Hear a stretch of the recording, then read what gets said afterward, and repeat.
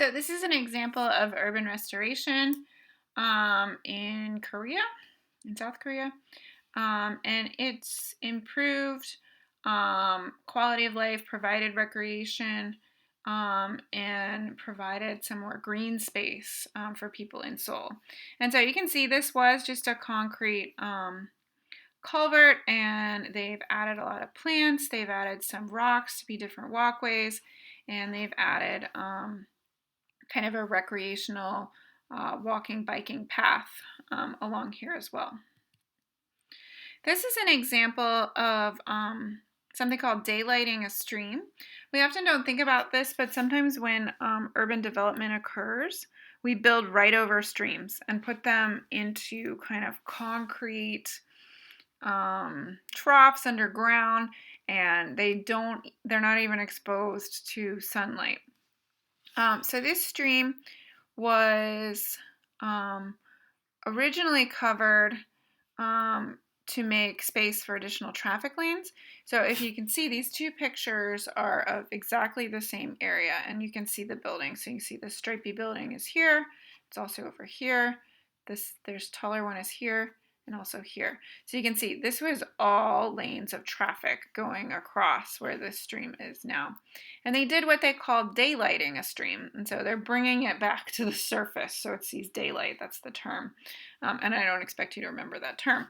But this is an example of urban restoration where you can imagine that the water going under here, under this highway, the water quality is probably not very good.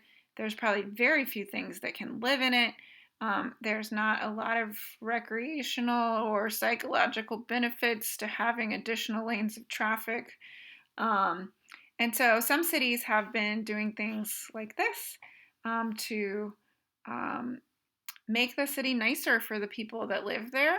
And if you invest more in public transportation and things like that, you can have more green space because you don't need as many lanes for cars.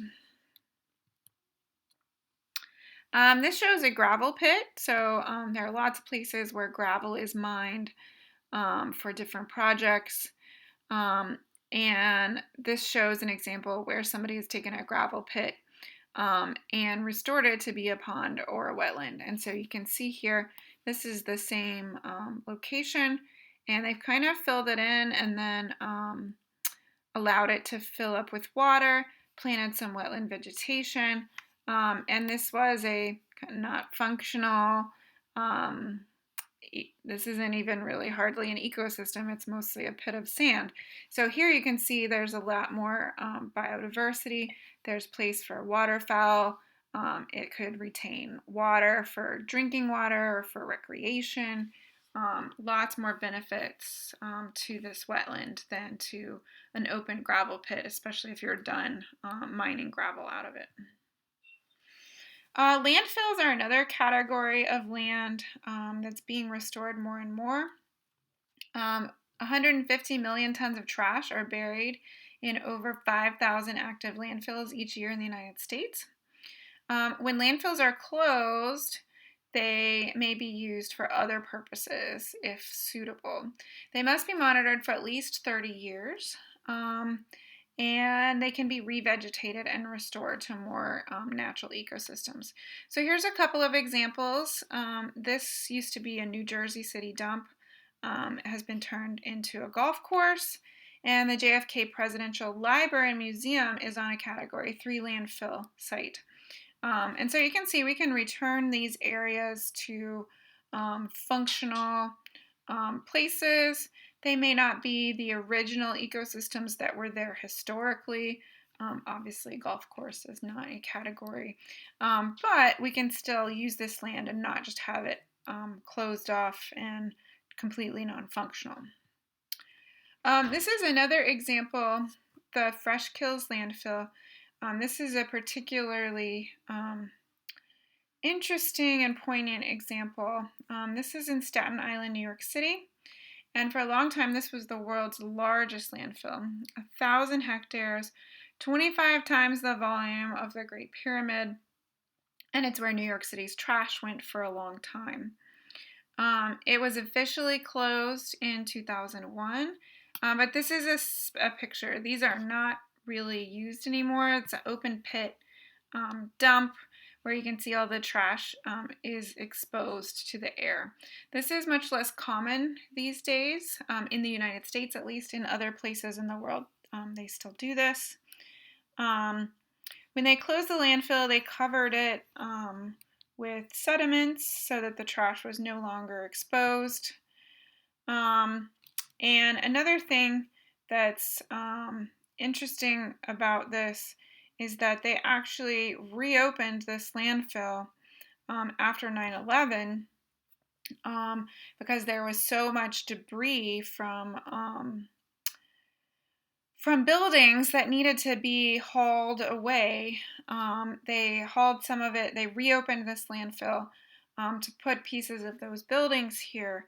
And so there are actually some human remains in this landfill because they were unable to separate some of it from the building parts, but they couldn't haul it farther away. Now New York City's trash basically gets trucked far away.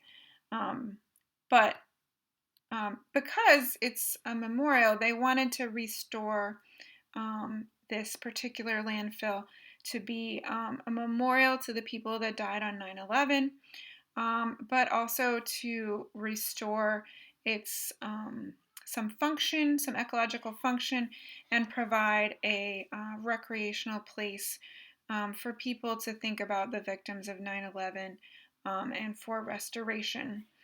So this is what it looks like recently, and this is a schematic of what they would like it to look like when it's done. It has 6 phases. It's planned to be a park by 2036, so we're not there yet.